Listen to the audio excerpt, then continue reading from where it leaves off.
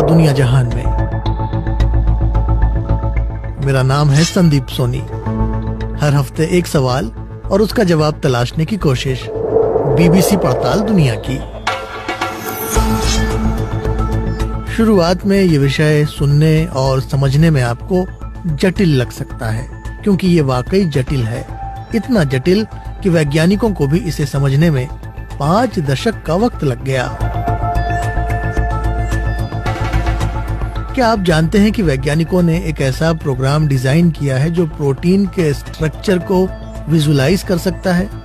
वैज्ञानिकों का मानना है कि ये प्रोग्राम जीव विज्ञान और दवाओं की दुनिया में क्रांतिकारी बदलाव कर सकता है। British artificial intelligence company deep mind ने इस प्रोग्राम को डिजाइन करके जीव विज्ञान की दशकों पुरानी समस्या का समाधान कर दिया है। जीवन की प्रक्रिया में अहम भूमिका निभाने वाले प्रोटीन की संरचना को समझना दवाओं की खोज और बीमारियों से लड़ने के लिए बेहद कारगर साबित हो सकता है। तो इस हफ्ते दुनिया जहान में हम ये सवाल पूछ रहे हैं कि क्या मेडिसिन में प्रोटीन रेवोल्यूशन होने वाला है? इस जटिल सवाल का सरल जवाब जानने के लिए हमने कुछ विशेषज्ञों से बात की। पार्ट 1, प्रोटीन करते क्या हैं?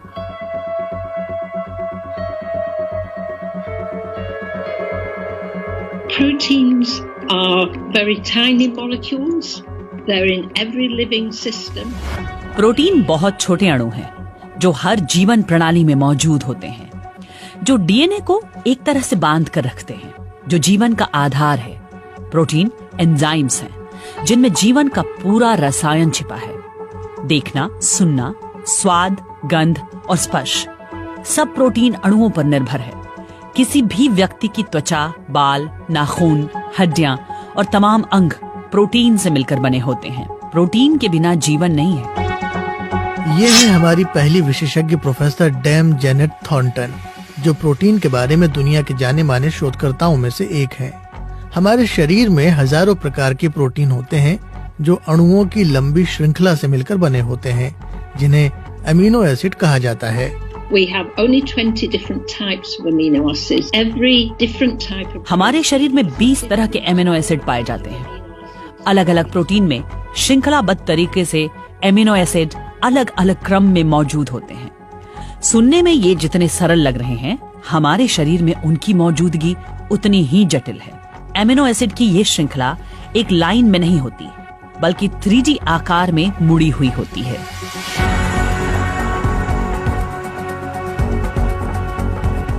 आपको ये जानकर बड़ी हैरानी होगी कि प्रोटीन ठीक तरह से काम करें, इसके लिए प्रोटीन का ठीक तरह से फोल्ड होना बहुत जरूरी है। प्रोटीन का ठीक तरह से काम न करना कई बीमारियों की वजह बनता है। सिकल सेल एनीमिया इसका सबसे सटीक उदाहरण है, जिसमें फॉल्टी जीन्स प्रोटीन बनाने के लिए सही संकेत नहीं देते, जिनकी हमारे रक्त में अहम भूमिका है। hemoglobin is the protein in your blood that carries the oxygen around the body. Haemoglobin आपके रक्त में वो प्रोटीन है जो पूरे शरीर में ऑक्सीजन का प्रवाह करता है। रक्त में हीमोग्लोबिन कम होने पर ऑक्सीजन का प्रवाह कम हो जाता है। इस बीमारी को थैलेसीमिया कहा जाता है, जिसकी असल वजह है प्रोटीन का ठीक तरीके से काम ना करना। दूसरी बीमारी है अल्जाइमर, जो प्रोटीन के ठीक तरह से फोल्ड नहीं होने की वजह से होती है।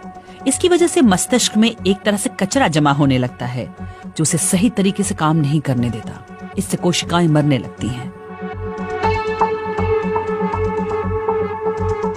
प्रोटीन का सही आकार में होना इसलिए भी जरूरी है क्योंकि ऐसा नहीं होने पर शरीर अपने ऊपर हमला करने वाले वायरसों को पहचान नहीं पाता और उनसे लड़ने की तैयारी नहीं कर पाता। कोरोना वायरस के मामले में भी यही होता है।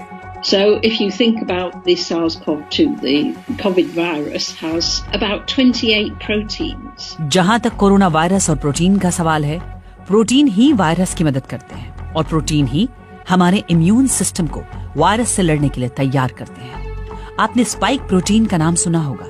यही वो प्रोटीन है जो कोरोना वायरस को कोशिकाओं में प्रवेश करने में मदद करता है, और यही वो प्रोटीन है जो किसी वैक्सीन के साथ मिलकर वायरस से लड़ने की ताकत देता है।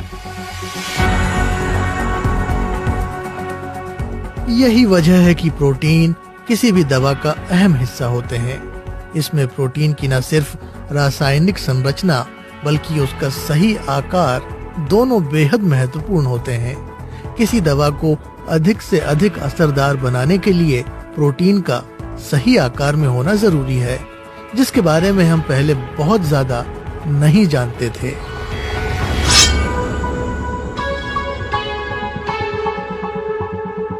पार्ट 2, प्रोटीन के fold.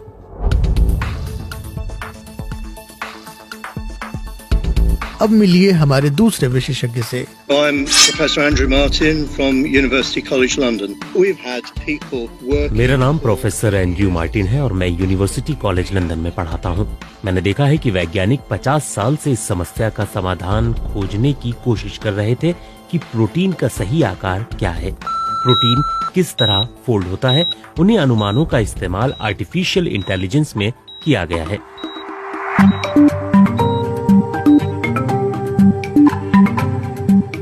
British artificial intelligence company deep mind अब गूगल का हिस्सा बन चुकी है।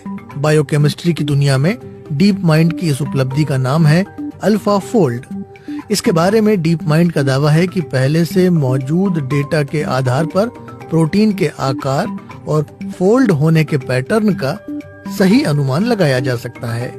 With my assessment, again, it's doing extremely well. I mean, extremely good in comparison with... मेरा मानना है कि अल्फा फोल्ड का पूर्वानुमान बाकी से बेहतर है। कुछ मामलों में ये बहुत भरोसेमंद नहीं हो सकता है, लेकिन कुल मिलाकर ये अच्छी तरह से काम करता है। आप देख तो पा रहे हैं कि प्रोटीन असल में दिखते कैसे हैं, लेकिन अभी हमें और प्रयोग करने की जरूरत है। हो सकता है कि अगले 5-10 साल में हमें अलग से प्रयोग करके देखने की जरूरत ही ना पड़े। अल्फा फोल्ड के फायदे दूरगामी हैं, लेकिन क्या इसे mRNA टेक्नोलॉजी के साथ मिलाकर देखा जा सकता है, जिसे दवा कंपनी फाइजर और मेडर्ना ने कोरोना वायरस वैक्सीन के लिए विकसित किया है। mRNA टेक्नोलॉजी में हमारी कोशिकाओं तक कुछ खास निर्देश पहुंचाए जाते हैं, जिन्हें पाकर हमारी कोशिकाएं अपने भीतर जरूरत के मुताबिक प्रोटीन बनाने लगती हैं। ये बात तो आप जानते होंगे कि हमारा जेनेटिक कोड, हमारा डीएनए, ये तय करता है कि शरीर किस तरह काम करेगा। कद काठी से लेकर बालों के रंग तक हर चीज को यही डीएनए तय करता है, और इस सब के पीछे असल भूमिका होती है प्रोटीन्स की। Part 3, protein instructions.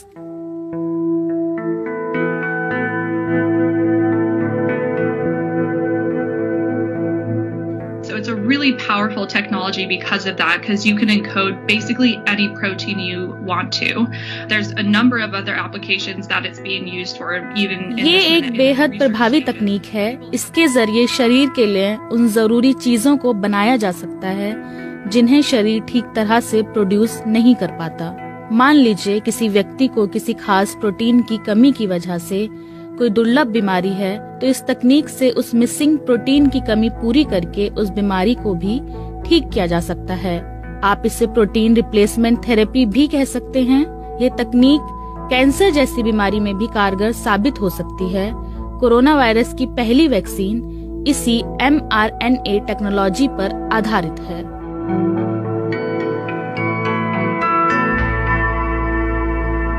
ये हैं हमारी तीसरी विशेषज्ञ डॉक्टर एना ब्लैकनी, जो इंपीरियल कॉलेज लंदन में रिसर्च फेलो हैं। कोरोना वायरस की शुरुआती कामयाब वैक्सीन mRNA टेक्नोलॉजी पर आधारित है। इस टेक्नोलॉजी पर कई वर्षों से काम हो रहा था, लेकिन एक बाधा वैज्ञानिकों का रास्ता रोक देती थी, और वो बाधा ये थी कि हमारा इम्यून सिस्टम mRNA को कोशिका में प्रवेश करने पर नष्ट कर देता था। लेकिन अब वैज्ञानिकों ने इस बाधा को भी पार कर लिया है। Yep, absolutely. The combination of the two is really powerful. हाँ, बिल्कुल सही। मानव शरीर में होने वाली अधिकतर बीमारियों की जड़ में कहीं न कहीं प्रोटीन्स होते हैं। इसलिए mRNA टेक्नोलॉजी और अल्फा फोल्ड साथ मिलकर कमाल दिखा सकते हैं।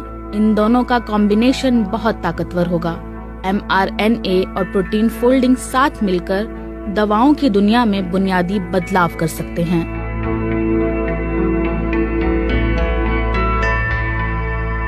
पार्ट 4, उम्मीद की किरण।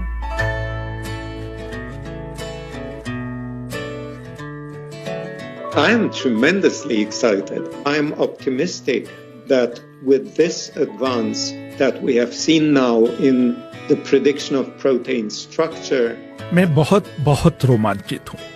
मुझे पूरा भरोसा है कि इस खोज से प्रोटीन को बेहतर तरीके से समझने में मदद मिलेगी।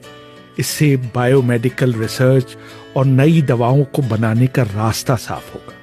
चिकित्सा जगत से जुड़े कई पहलू इसमें शामिल हैं।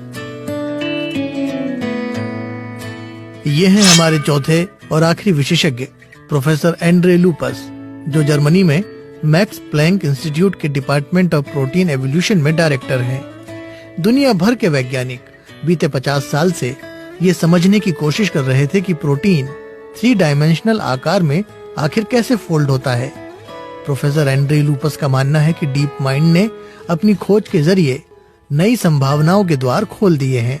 Substantial progress made on the level of diagnosis will of course be tremendously useful in choosing the right therapy. किसी भी मरीज के मामले में डायग्नोसिस के लेवल पर ठोस प्रगति सही थेरेपी चुनने में निश्चित तौर पर मददगार साबित होगी।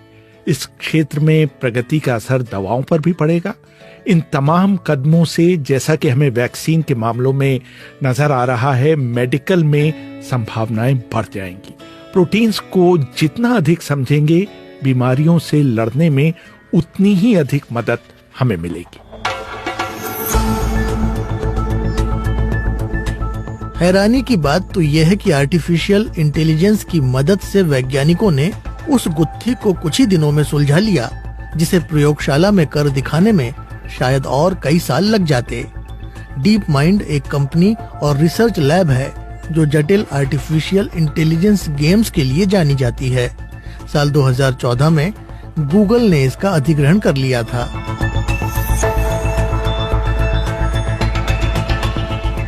प्रोटीन के 3D स्ट्रक्चर को समझने का मतलब है संक्रामक रोग, कैंसर और डिमेंशिया जैसी बीमारियों को बेहतर तरीके से समझना। असरदार दवा भी तभी बन सकती है जब बीमारी और उसकी वजहों को ठीक से समझा जाए। ये विषय बड़ा जटिल है, जैसा कि मैंने शुरुआत में कहा था। इसे समझने में जीव विज्ञान के छात्रों को भी दिक्कत होती है। सरल भाषा में बात बस इतनी है कि प्रोटीन्स के बिना आपका हमारा जीवन संभव नहीं। शरीर की हर कार्य प्रणाली को सुचारू बनाए रखने के लिए प्रोटीन अनिवार्य है। साइंस की बारीकी से देखें तो प्रोटीन बेहद जटिल मॉलिक्यूल्स हैं जो एमिनो एसिड की श्रृंखला से बने होते हैं। प्रोटीन हमारे शरीर के लिए अच्छा बुरा जो भी कर सकते हैं वो उनके यूनिक 3D स्ट्रक्चर पर निर्भर करता है। जीव विज्ञान की दुनिया बीते 50 साल से प्रोटीन फोल्डिंग प्रॉब्लम का सॉल्यूशन खोज रही थी। अब जबकि डीप माइंड के वैज्ञानिकों ने इस समस्या का समाधान कर दिखाया है, तो इतना तो कहा ही जा सकता है कि साल 2020 में उम्मीद की एक बड़ी किरण नजर आई है।